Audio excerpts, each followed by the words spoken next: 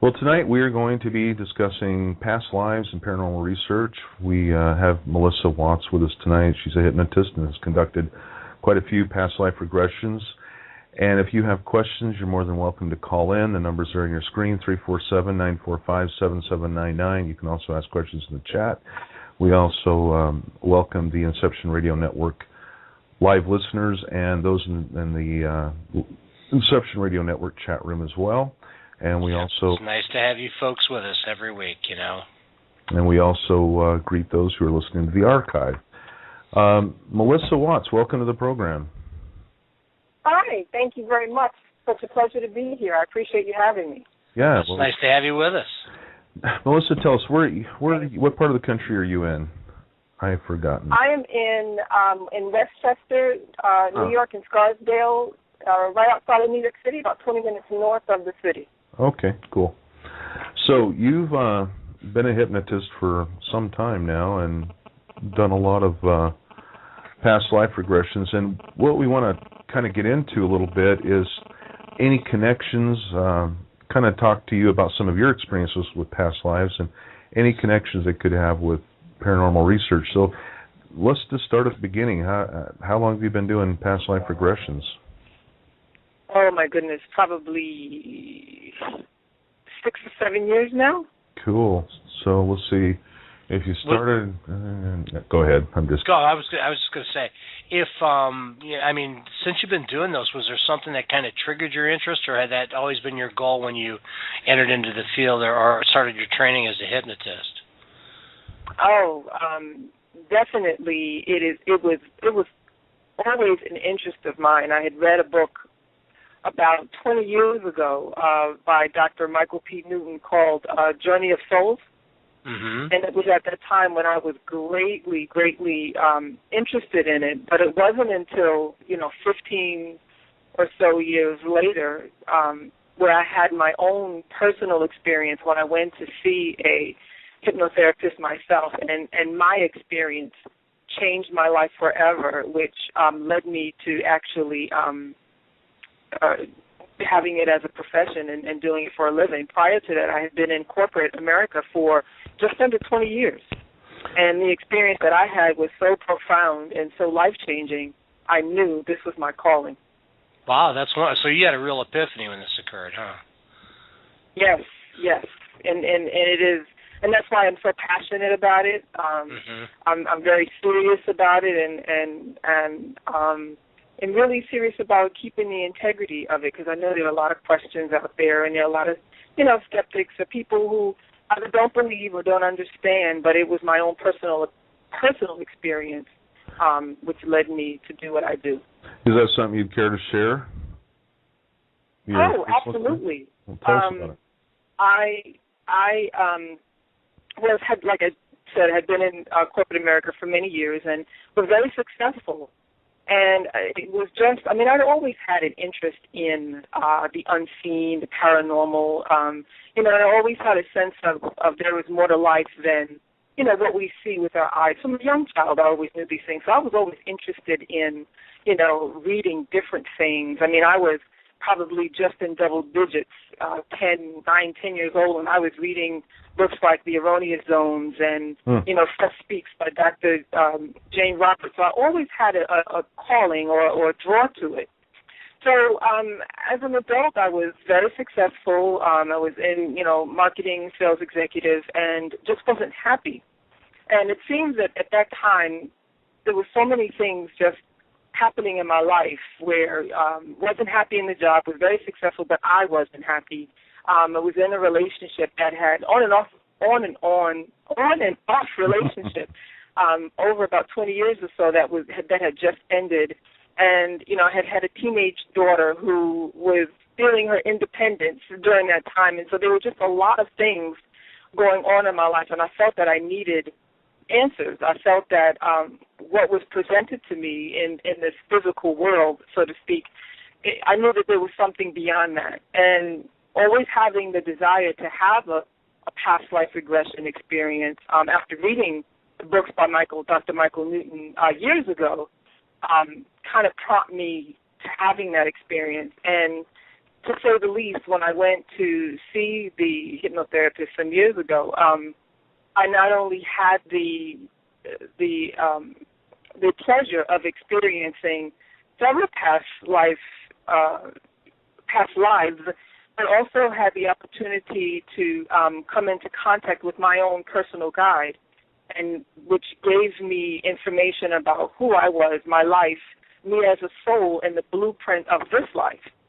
And through that experience, it absolutely changed my life, and it made a lot of sense of all of the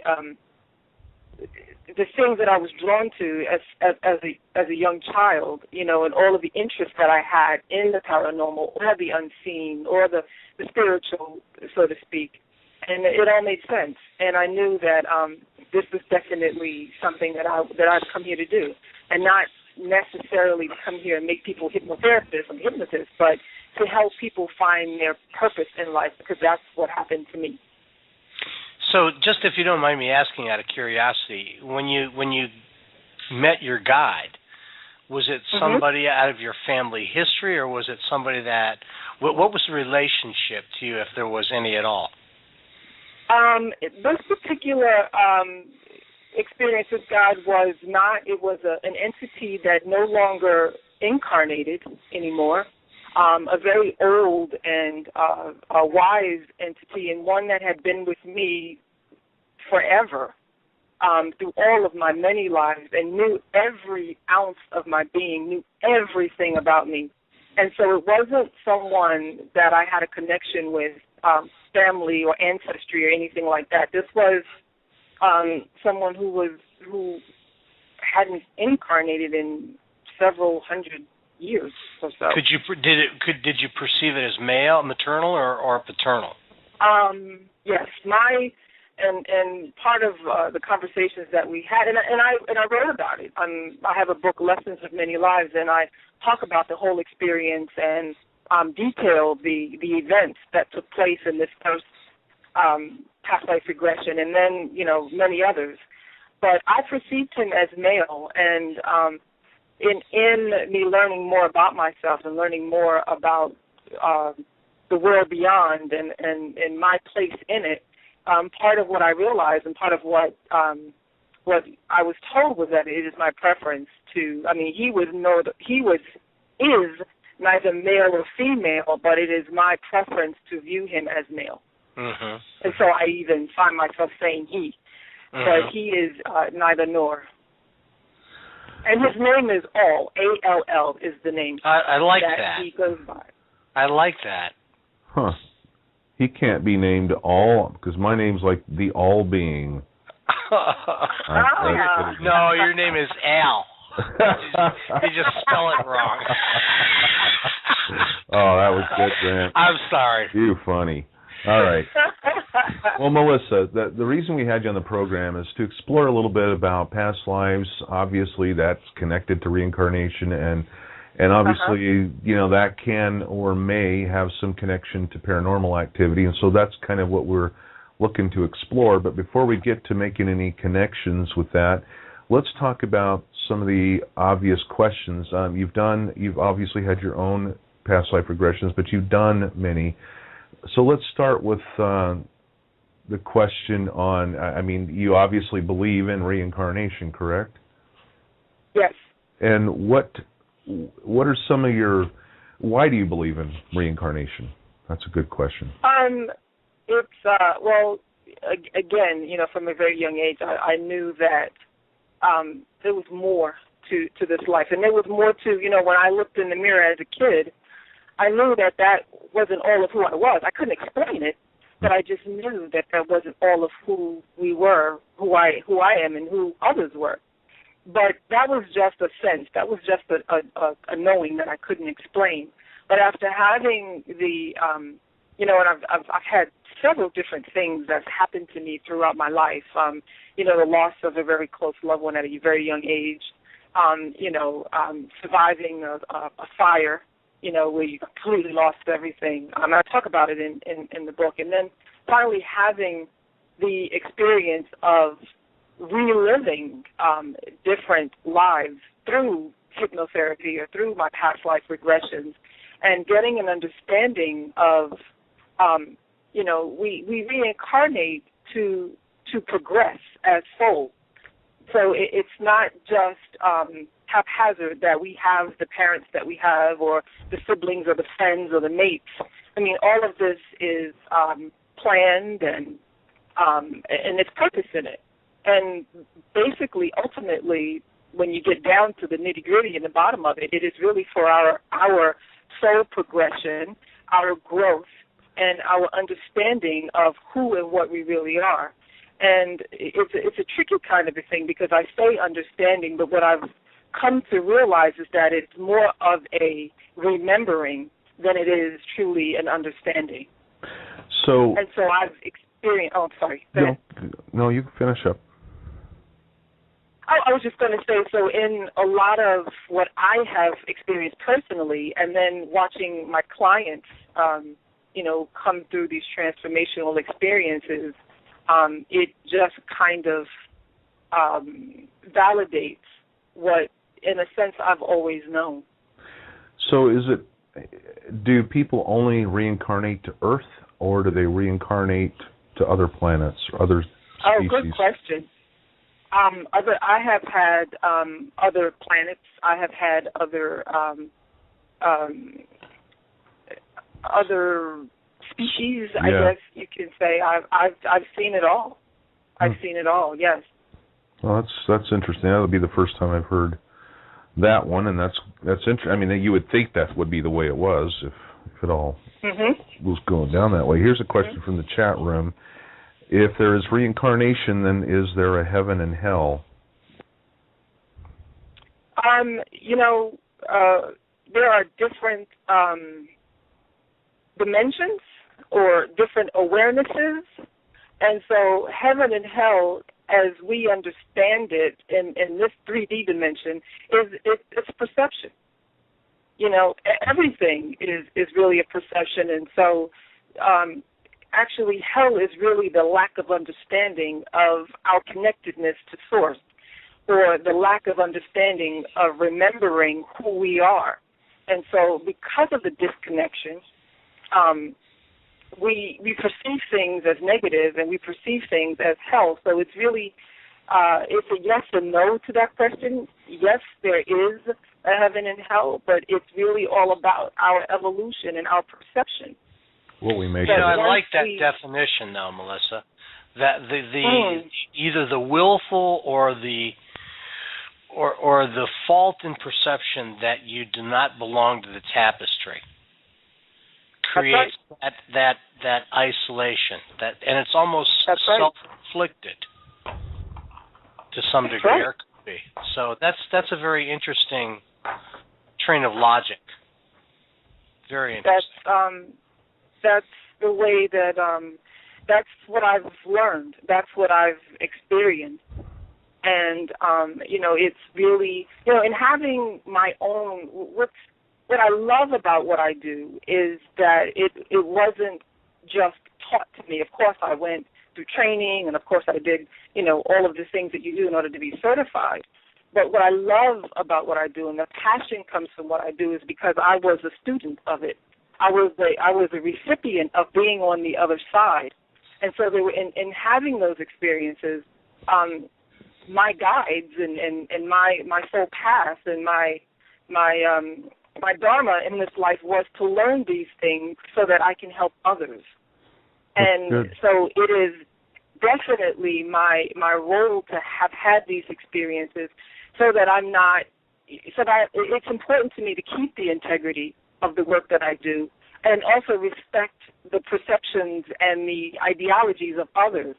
But I still stand very firm and very confident in the things that I have been shown and the things that I've learned. And so I feel it is my responsibility with integrity to share that, and not necessarily to reform anyone or to convert anyone, but I think my job is simply just to allow people to walk away from a conversation or a book or a class or anything that I've done and say, and just to pose the question, then I've done my job, because the rest of it will be done internally at each soul's pace and unfolding.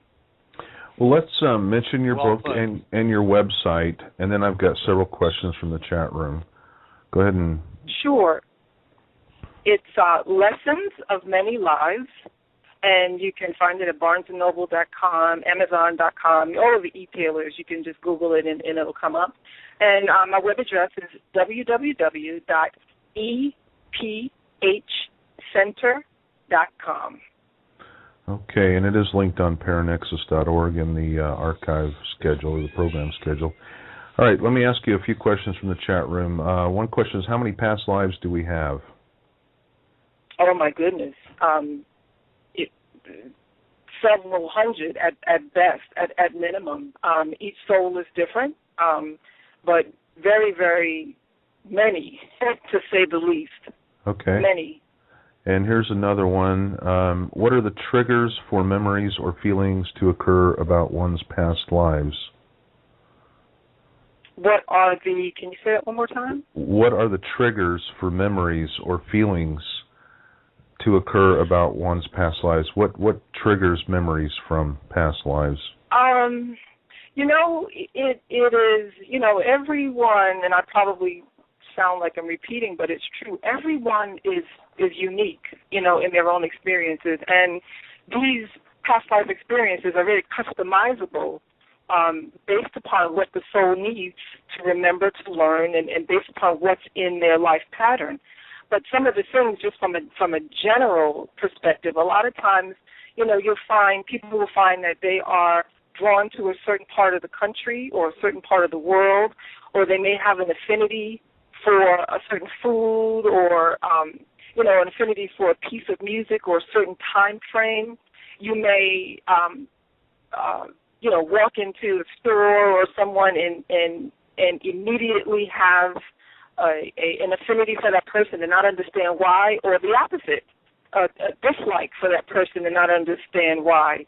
So there's several, or fear, sometimes can be based in a trigger of a past life. I mean, there's so many different things. I mean, this work is so profound and so simplistic, and it's it could be something so simple, and then something that's also so profound that, it's the smallest or the largest of anything, and a lot of it depends on how ready the soul is, where we are, or the person, the client, or the prospective person who is seeking the information, what it is that they need.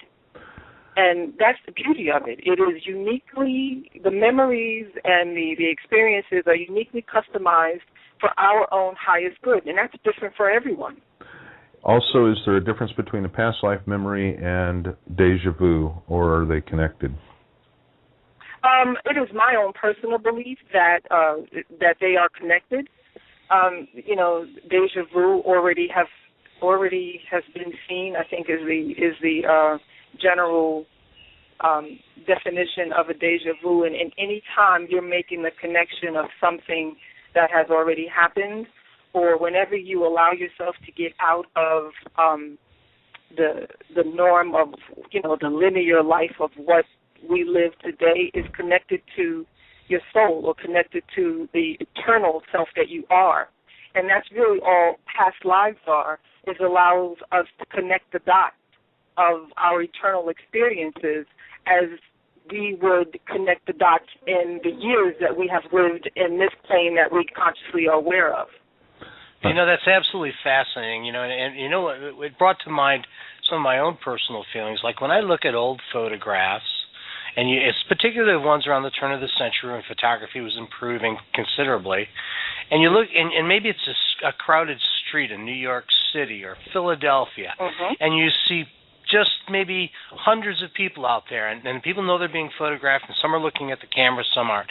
And I always search amongst all the faces there and think, gosh, sometimes I have a feeling I was out there, or other historical, so that really kind of validates some of my kind of, not wishful thinking, but thinking, like how close we are to that. Because I think what's really important, and you so eloquently point out, is the fact that if you lose that connectiveness, or if you can't seem to find that sense of where you came from and where you might be going, it's got to be really tough.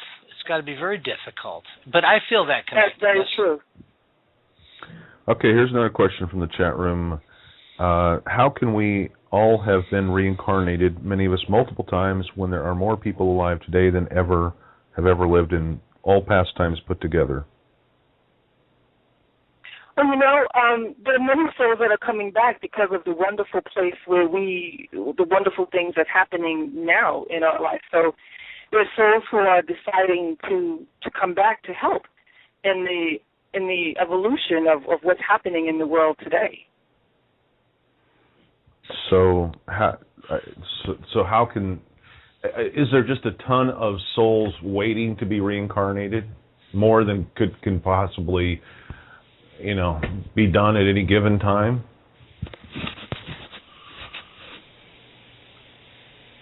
Hello? Still with us? Hello? Hello? We lost her. Hold on just a sec, folks, and I will...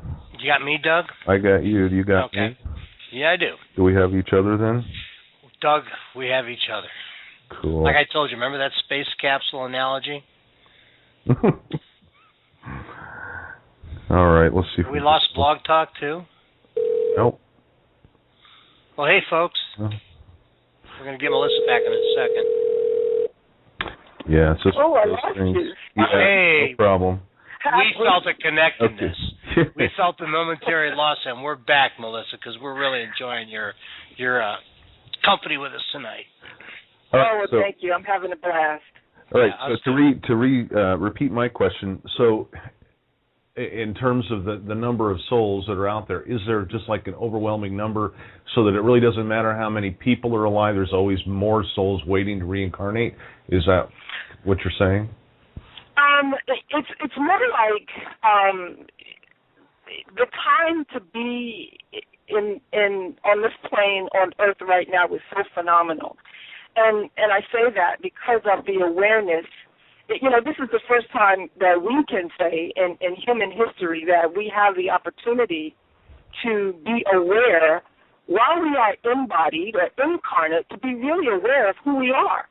And so there's so many shifting, there's so many changes, there's so many things that's happening in the world today. And a lot of it is, looks negative. I mean, we're looking at the economy, we're looking at, natural disasters, we're looking at security, global security, all these different things. But what's happening is a shift.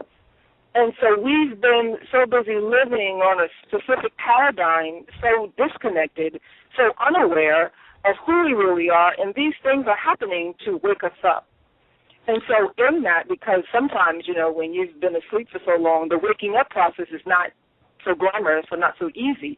And so now we have souls that are coming in that are, this is a wonderful time to be here, and coming in to assist, and coming in to help, and coming in to be a part of the evolution of humanity.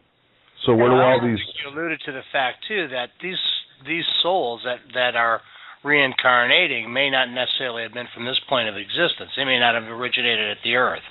So, that's right. a question about the number of souls. Either they're limited or you can only replicate so many times. It's an infinite universe out there, so there may be infinite possibilities. Absolutely. All right. So out of finite possibilities. Here's a couple more questions. Vicki wants to know, does Melissa believe souls come in groups or collectives? Not sure. What's the difference? Yes.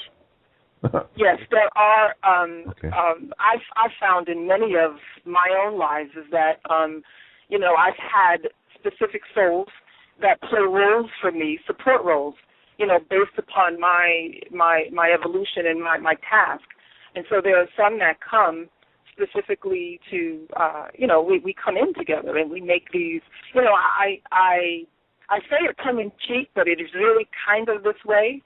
If you think about Broadway and you think about when a producer is putting together a Broadway play and they have a casting call, and there's a sea of souls that, that want to play the role in this particular play.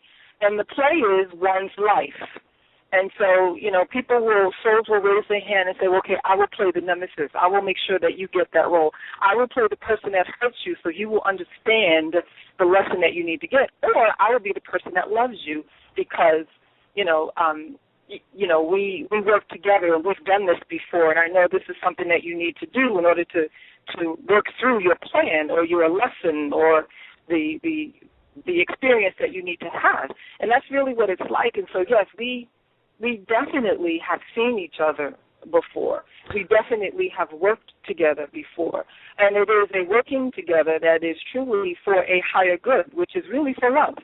I mean, we are evolving just to realize that we all are connected and that we all really come from love.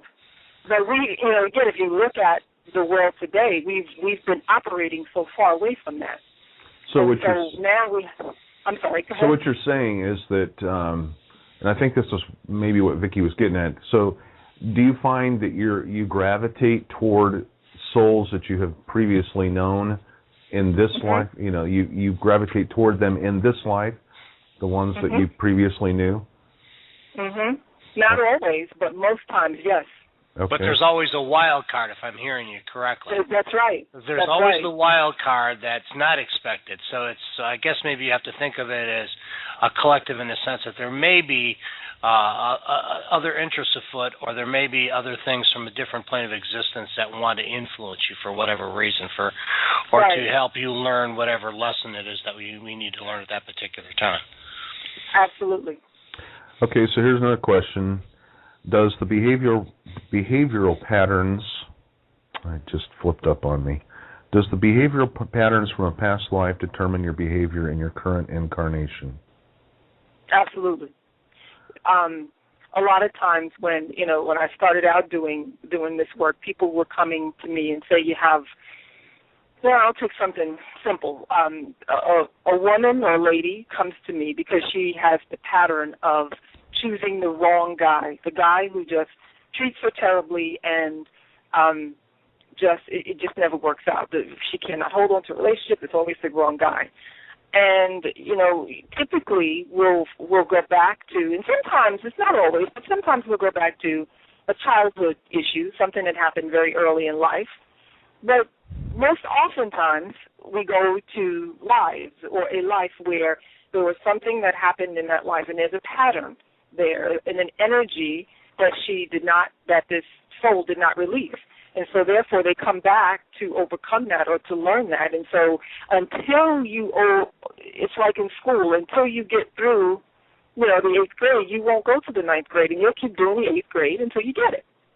And you come back as many times until the 8th grade until you get it. And so, yes, patterns I find quite often. And what's happening now is that, the people who come to see me, and because of the times we're in, the awareness and the ability to be able to really understand ourselves is not just as being born in this life for the many years that we've had, but being born in many lives and seeing ourselves truly whole.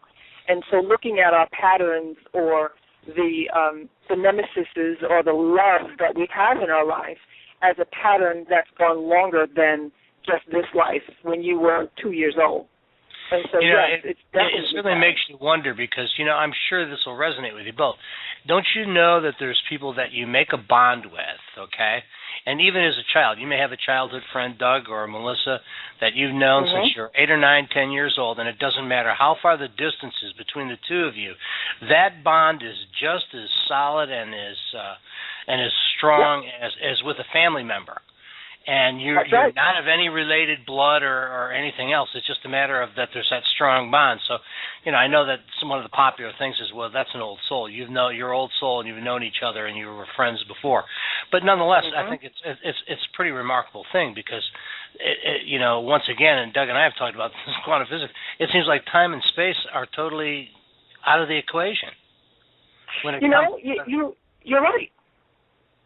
You're absolutely right, and I'll give you an example. When I had my experience, in my first experience, past life regression, I was, the awareness, and it was a profound thing, and I also write about it in the book. But I was Melissa, right, sitting in the hypnotherapist chair, I was also aware that I was, at the time, I was having this past life of where I was giving birth and died in childbirth. The child lived, and I passed on. And then at the same time still, and that's when my guide showed up, because I was so grief-stricken. I didn't want to leave the life. I didn't want to leave the child, and I was just floating in grief. And that's when my guide showed up. And then this conversation and this whole awareness opened up of how all of my lives were connected and how all of these things were happening in the now, but I was seeing all of these different things from different times. And so I was in the chair, but I was dying or had died as a young woman, given birth to a child. And also I had an awareness where I was having this conversation with this wonderful being, and then also seeing that there was connection of many other things to come. And in that moment, I realized that time is truly an illusion. Mm-hmm. Yeah, absolutely. All right, here's another question. If you do not believe in reincarnation, will you be reincarnated? Yes.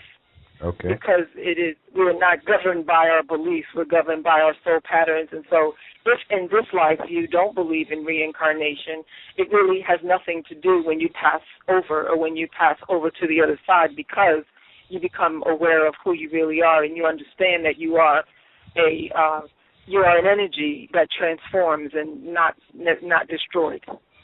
Okay, and here's another question. She wants to know, if a person has had a problem with non-human entities, will those same non-human things bother the person in the next life? That depends on what the lesson is, what the purpose of that is, and usually what I've found is that when people have problems with things, it is because of a lack of understanding. Mm-hmm. Perhaps something that's unresolved. Yes, absolutely. And so the problem is not the thing. The problem is the lack of understanding or the unresolved issue or non-resolution. And I think also perception is involved there as well. That's right. And there may be a misperception of how that problem is manifesting itself in their lives. That's right. That's right, which directly comes from the unresolved, the fear, the non-understanding. So yes, once you're able to really get an understanding of what is happening or why this is happening, because a lot of times the things that we tend to look at as problems or issues, we come from fear, and that makes it larger and makes it scarier and makes the truth of what's really happening even more oblique. Obscure. And so once you get to the bottom of it, or get to the understanding of it, whatever that is for the soul or the client or the person, it's different. It's completely different. It's like, being afraid to look under your bed as a child because you think there are monsters under the bed, and there's a box that creates the shadow, and you create all of these things in your head about what you think that shadow is. But when you finally get an understanding of looking under the bed or having the courage to do so, when you see that it's this box, the whole perception of what you thought changes completely, almost instantly. So if you'd like to learn more about this, be sure to check out Melissa's book, Lessons of Many Lives, on her website, ephcenter.com. Here's a question for you, Melissa. Is there any... What perhaps is one of the most interesting past life regressions you've done, and was there any way to validate it after the fact, if possible? Gosh, I've had so many interesting ones. I for one, I tell my clients that if they feel the need internally to go and try to Google or validate things, that's fine if they feel the need to do that, but it's my preference is to really trust, because these things that we talk about, these things that are beyond what we're used to, it's really about a trusting and a getting connected. and you really can't prove those things. You know, they have to be things that you feel and that you have experienced yourself, is that you become the proof. Okay. Other than Well, I think doing when you something dive outside into you. mystical, you can't expect, it's going to be an exact science, because somebody may think that they've had a regression, and certainly correct me if I'm wrong, Melissa, but, like, say, for instance, in your own case, a lot of women died in childbirth. A lot of women died, historically. But you know what? Could that have been 1,300 or could that have been 1,700? You don't know where it falls on the scale, so it may be extremely difficult to validate any kind of date. Now, I mean, if somebody came back very specifically, and I think you'll remember the one case about the little boy out in California that felt that he had been reincarnated as he had been a fighter pilot in World War II, and all of it came about when the child was really, really young, and then, it all kind of, went away after that. But I think that kind of fits in with that. That's right. And I have had some clients who actually have gotten dates and went back to look at either the dates that came up, what they were in, and they went back and validated and looked to see if the wardrobes that they wore matched. Actually, I've done that. My own personal stuff. I looked at dates or looked at the clothing that I was wearing, and it matched perfectly. Yeah, and just to clarify too on that particular case, what I meant was that was the exception as opposed to the rule, because most of them I think are not like that, and they're a little bit more nebulous. But that doesn't mean they're any less valid. I mean, when we're talking about something that's mystical. Okay, that's right. Absolutely. Okay, so what about reincarnation does that pertain to animals, things like that? So animals are also reincarnated? Yes. I had a client a few years back who had a young, like a little puppy, a little dog, and the dog went everywhere with her, just everywhere. It was just the love of her life, and she treated it as although it was one of her children, and she'd come to me and had a regression. And she was very curious because she felt very close to this dog and very connected to it, like most animal lovers do who have pets. And it turned out that she had realized that for the past 100 or so incarnations that this dog had always come back with her.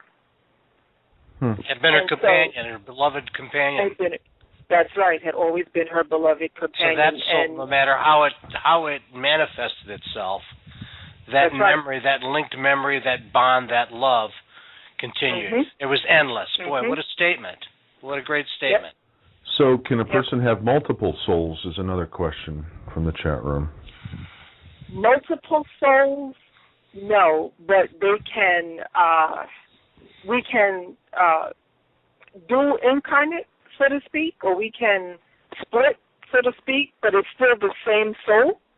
And so even as an example, as we are here in this time, in this dimension right now, we have there's still a part of us that's on the other side. You know what I mean? We're never completely 100% in the body that we incarnate. And so there are some clients that I've had that actually have been dual incarnates, and it gets very complicated, but that they have incarnated at the same time in order to speed up or accelerate their learning. That it's the same soul. Do you feel periodically, Melissa, that and I'm not trying to get too far into the spirituality of it, but do you think that the more enlightened spirits or the most on the hierarchy come back to this plane of existence, and when they do come back, they may be like Buddha or Jesus Christ or Muhammad or other prophets, and so they come periodically to remind us of the message that we always seem to perpetually forget? I think yes. Up until very recently, I'll say probably the last 50 years or so, or 100 years or so, I'll say yes. And I think now what's happening is that this wonderful thing that's happening is that we all, the average person, the average everyday person now can have those awarenesses or can have that kind of remembrance now, and so it doesn't necessarily have to be looked at like you see Buddha or you listen to Buddha or you listen to Jesus Christ or follow an outside teaching. I think what's happening is that the awareness is being awakened inside us. And so now we all will have the opportunity to become enlightened. And to me, which is to remember who we are. And so I think now what's happening is that we're all waking up with the ability to have the insights that these wonderful mentors or these wonderful entities who had laid the groundwork for us up until now. Yeah, I think the Buddha said he wasn't a deity, but he was merely awake. Mm-hmm. Mm-hmm. So that's right. Were you saying just a moment ago that some souls are reincarnated into more than one person at the same time? Yes, dual incarnates. Mm-hmm. Okay. And another question, can someone come back in a different life form? We kind of answered that. Well, maybe we didn't for Earth. Can they come back in a different life form, and who or what forces design this plan for them? We come ultimately from the best way that I can explain it is that we come from, let's just call it, for lack of a better word, source. Mm-hmm. And this source is ever present and all being, all knowing, and that is from where we all come from. So can we reincarnate into an animal or an animal into a human? The beauty, we typically don't, but the beauty of it is that if it is what we choose, and if it is something that is in line with our soul progression, we absolutely can. Do these animals, do they have a soul progression that eventually lands them in human form? Yes. Okay, so cockroaches are at the bottom of the barrel, huh? All right. Those are the mass murderers and the serial killers. Yeah. That's their karma catching up. All right. Let's get to this the question that really is the point of the show, and how this all factors into ghosts and spirits and so forth. If how can we reconcile it all? The people, when they die, they go on and whatever they do. Why is it that we seem to have ghosts and spirits hanging around, or spirits who come back? To visit. Oh my goodness. There's a multitude. It's a simple question, but the answer is really complex, because these the experiences that we have. I mean, there for many. In some cases, there may be ghosts who come back because they are trying to reach people. They're trying to give a message that it doesn't end here. And sometimes I remember when I died and I was in childbirth in such grief. Sometimes the soul or the entity gets confused. It gets trapped and it doesn't follow through its whole progression, and it chooses to stay, like I probably would have stayed had I chose to move forward toward my guide. And so there are several different reasons. It's almost like when we try to understand the other side with our limited perception, it gets fuzzy and it sounds almost borderline on the ridiculous. But when you look at it from the other way, to say that we all have these wonderful souls that have experiences that need to be expressed, then you start to think of it as that it's unlimited. And it's ultimately a path for a learning of sorts. Well, at the risk of sounding corny, we are blinded by what we encounter in the material world. That's right. We're totally blinded. That's right. And so maybe that's part of the process of the learning curve, is that you have to understand, you have to transcend that and be able to conceptualize the fact that, we're all part of the huge tapestry. But, I think what really I find remarkable, and I'm sure both of you guys will agree, is the fact that if people say, well, that's all well and good, that's like real Sedona and that's out there. But, the bottom line is all you have to do is look at the genetics. Mm-hmm. The genetics say it all. I mean, I think there's universal truths, and that's certainly a universal truth that we all share the same genetics, and we're all the same people. Yeah. And for the life of me, I can't understand is how these antiquated ideas and like racism, well, and all kinds of other cultural things have and I think I hope we're on that shift of the paradigm, Melissa, because mankind is so much better than sometimes we behave. Yes. Yeah. Yes, that's right. You're absolutely right. I agree. So, Melissa, I totally agree. Where did the souls come from the first time? What happens? Where do we come from? Originate? But like incarnation. From what I've been exposed to and from what I see, the answer is it's source. Okay. We come from source. Yeah. Okay. All right. So there's a few more questions. I just want to follow up though on the one that I asked. So just so I understand what you're saying, and correct me if I misunderstood it or wrong, but basically you're saying that these spirits or ghosts who are hanging around are still going through part of that learning process. That's why they're hanging around. Mhm. Okay.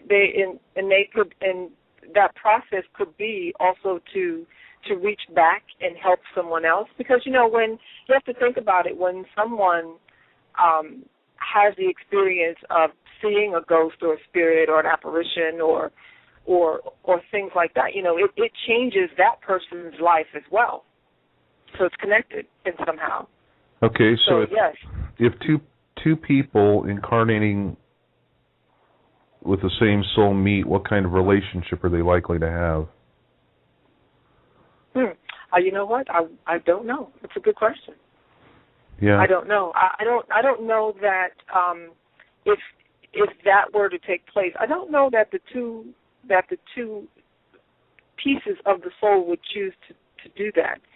A lot of people talk about twin flames and twin souls, like two souls being a part of one. So I don't really know. Good. Well, that's a great question. Yeah. So, all right. I just had a question and it escaped me. Happens to me all the time, Doug. Yeah, I know. It's like getting old. Melissa, I've always wondered, and maybe you can either confirm or say like you're a little bit out there, Grant. But I've often wondered if in this physical or in this particular plane, if our physical bodies are also the vessels for a consciousness that came before us, that may be part of our genetic memory or part of the collective unconscious. And I thought that one of the answers to the last question, I also would like to make a comment, and I think that you can't be divided from something you're originally part of. We are a small part of an incredible whole. That's right. A small part, and that's what we constantly lose sight of. When you want to say, where do the first souls come from? Well, that to me, that's a moot question. We came from where we're supposed to. And I think that when we assume that we're separate, then that's when we lose sight of who we really are. I 100% agree with you. Yes, and that has been revealed to me time after time in my own personal experiences and in the work that I do. You are absolutely 100% on point. So let me weigh in on this too, because whether you believe in reincarnation or not, it's not so much the point. That one of the things to take away from this conversation tonight is just that we are all connected, that we are all the same. Strip the skin, you got the same thing. We're all people. We're all equal. We're all star stuff, made of the stars. And so we have to learn to get along better. We have to stop this crazy tribal warfare, these petty infighting, especially in the paranormal field. And, of course, many other fields have their own politics and petty infighting and all that human stuff. But we have got to evolve past that, because it's just pointless. We have to become adults. Even if we are adults, we need to grow up as a race and stop fighting. So whether you do or don't believe in reincarnation is beside the point. We need to work together. That's a big look for part commonalities instead of looking for differences. Mm-hmm. Try That's to right. find what we don't always do best, and remember that as strange as it may seem, that person that you think is irritating you or somebody across the street or cut you off in traffic, for all you know, that could be a 7th or 8th distant cousin that you just cursed up one side and down the other. In most cases, it is. Yeah, most people don't realize that. That's right.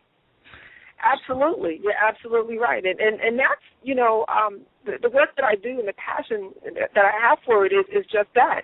It is, we are all connected. We all come from the same energy source. We really are. In my book cover, you'll find that I've got all different ethnicities, and I have as many as I can get on the cover, and I have both male and female. And that's because we all have played those roles at one point in time in our evolution. And, when we look in the mirror, we may see a vessel, a body with a different color or a different style or a different this, but we have to learn, as you said, to look beyond that. That's who we really are. It's not what we see in the mirror. We're much more than that. So do you do your sessions, do you do them only in person or do you do them over Skype? Or Yes, just only in person. Okay, Yes. Which is probably wise. So if you're in the New York City area, you might want to contact Melissa, ephcenter.com. And your book again, they can get it where?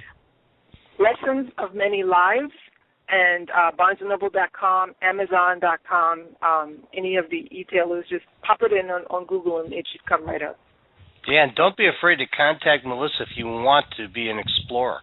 Yeah. Because she That's can help right. you. Please She can do. be your guide. Yeah. And you Yeah. might find Please it do. very worthwhile and very rewarding. And, even And if you if not interesting, just interesting, So step outside of the Absolutely. convention. I find it fascinating too. I've done a few myself, Melissa, and Oh, wow. I'm also a hypnotist, and it's fascinating stuff. And I have some of my own theories and that I want to research and in the Cool. months and years to come. But anyway, we're going to release Melissa because she has got stuff going on, so we're going to do that. But one thing I will ask you, Melissa, since I can't talk to you privately off air, is I also have another radio program on Sunday nights, metaphysical program, and I'll send you an email. I'd love to have you come and appear if you were willing. So I'd love to. I'll email you that Thank you. right away, and let me know if you're available Sunday or some other Sunday, and we'll connect. And we'd love to have you Sure. back here, too, Melissa. It's been a real pleasure talking to you. I've been delighted. Oh, thank you so much. It's been a pleasure, really, and I thank you both, Doug and Grant, for doing what you do, because it gives people like me an opportunity and a platform to really talk about my passion and to really try to educate and get some awareness out there. So I thank you both very much for having me. Come And I'll be shining back through, anytime. Melissa. Our You pleasure. come shining through. Yeah. You Thank have a you. great night, and I wish you the best, and I'll contact you. Take care now. Thank you so much. Good night. You're welcome. Bye-bye. Bye-bye. Well, tonight we are going to be discussing past lives and paranormal research. We have Melissa Watts with us tonight. She's a hypnotist and has conducted quite a few past life regressions. And if you have questions, you're more than welcome to call in. The numbers are on your screen, 347-945-7799. You can also ask questions in the chat. We also welcome the Inception Radio Network live listeners and those in the Inception Radio Network chat room as well. And we also It's nice to have you folks with us every week, And we also greet those who are listening to the archive. Melissa Watts, welcome to the program. Hi. Thank you very much. Such a pleasure to be here. I appreciate you having me. Yeah. It's nice to have you with us. Melissa, tell us, what part of the country are you in? I have forgotten. I am in Westchester, New York, in Scarsdale, right outside of New York City, about 20 minutes north of the city. Okay, cool. So you've been a hypnotist for some time now and done a lot of past life regressions. And what we want to kind of get into a little bit is any connections, kind of talk to you about some of your experiences with past lives and any connections they could have with paranormal research. So let's just start at the beginning. How long have you been doing past life regressions? Oh, my goodness, probably 6 or 7 years now. Cool. So let's see.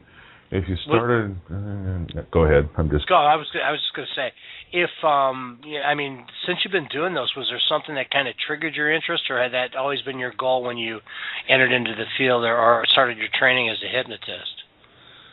Oh, definitely. It was always an interest of mine. I had read a book about 20 years ago by Dr. Michael P. Newton called... So just if you don't mind me asking out of curiosity, when you met your guide, was it somebody out of your family history, or was it somebody that...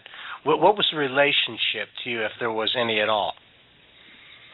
This particular experience with God was not... It was an entity that no longer incarnated anymore. A very old and a wise entity, and one that had been with me forever through all of my many lives, and knew every ounce of my being, knew everything about me. And so it wasn't someone that I had a connection with, family or ancestry or anything like that. This was someone who hadn't incarnated in several hundred years or so. Did you perceive it as male, maternal, or paternal? Yes, and part of the conversations that we had, and I wrote about it. I have a book, Lessons of Many Lives, and I talk about the whole experience and detail the events that took place in this first past life regression, and then many others. But I perceived him as male, and in me learning more about myself and learning more about the world beyond and my place in it, part of what I realized and part of what I was told was that it is my preference to. I mean, he is neither male or female, but it is my preference to view him as male. Mm-hmm. And so I even find myself saying he, but he is neither nor. And his name is All. A-L-L is the name. I like that. He goes by. I like that. Huh. He can't be named All, because my name's like the All Being. And just wasn't happy. And it seems that at that time, there were so many things just happening in my life where wasn't happy in the job, was very successful, but I wasn't happy. I was in a relationship that had on and off relationship. Over about 20 years or so that had just ended, and I had a teenage daughter who was feeling her independence during that time, and so there were just a lot of things going on in my life, and I felt that I needed answers. I felt that what was presented to me in this physical world, so to speak, I knew that there was something beyond that, and always having the desire to have a past life regression experience after reading the books by Dr. Michael Newton years ago, kind of prompted me to having that experience. And to say the least, when I went to see the hypnotherapist some years ago, I not only had the pleasure of experiencing several past lives, but also had the opportunity to come into contact with my own personal guide, and which gave me information about who I was, my life, me as a soul, and the blueprint of this life. And through that experience, it absolutely changed my life, and it made a lot of sense of all of the things that I was drawn to as a young child, and all of the interests that I had in the paranormal or the unseen or the spiritual, so to speak. And it all made sense, and I knew that this was definitely something that I'd come here to do, and not necessarily to come here and make people hypnotherapists and hypnotists, but to help people find their purpose in life, because that's what happened to me. No, your name is Al. You just spell it wrong. Oh, that was good, Grant. I'm sorry. You funny. All right. Well, Melissa, the reason we had you on the program is to explore a little bit about past lives. Obviously, that's connected to reincarnation, and obviously, that can or may have some connection to paranormal activity, and so that's kind of what we're looking to explore. But before we get to making any connections with that, let's talk about some of the obvious questions. You've obviously had your own past life regressions, but you've done many. So let's start with the question on, you obviously believe in reincarnation, correct? Yes. And what are some of why do you believe in reincarnation? That's a good question. It's, again, from a very young age, I knew that there was more to this life. And there was more to, when I looked in the mirror as a kid, I knew that wasn't all of who I was. I couldn't explain it, but I just knew that wasn't all of who we were, who I am, and who others were. But that was just a sense. That was just a knowing that I couldn't explain. But after having and I've had several different things that's happened to me throughout my life. The loss of a very close loved one at a very young age. Surviving a fire. Where you completely lost everything. I talk about it in the book. And then finally having the experience of reliving different lives through hypnotherapy or through my past life regressions and getting an understanding of, we reincarnate to progress, a journey of souls. Mm-hmm. And it was at that time when I was greatly interested in it. But it wasn't until, 15 or so years later where I had my own personal experience when I went to see a hypnotherapist myself. And my experience changed my life forever, which led me to actually having it as a profession and doing it for a living. Prior to that, I had been in corporate America for just under 20 years. And the experience that I had was so profound and so life-changing, I knew this was my calling. Wow, so you had a real epiphany when this occurred, huh? Yes. And it is, and that's why I'm so passionate about it. I'm very serious about it and really serious about keeping the integrity of it, because I know there are a lot of questions out there, and there are a lot of, skeptics or people who either don't believe or don't understand, but it was my own personal experience which led me to do what I do. Is that something you'd care to share? Absolutely. Well, tell us about it. Like I said, had been in corporate America for many years and was very successful. And it was just, I'd always had an interest in the unseen, the paranormal, and I always had a sense of there was more to life than, what we see with our eyes. From a young child, I always knew these things. So I was always interested in, reading different things. I was probably just in double digits, 10 years old, and I was reading books like The Erroneous Zones and, Stuff Speaks by Dr. Jane Roberts. So I always had a calling or a draw to it. So as an adult, I was very successful. I was in, marketing, sales executive,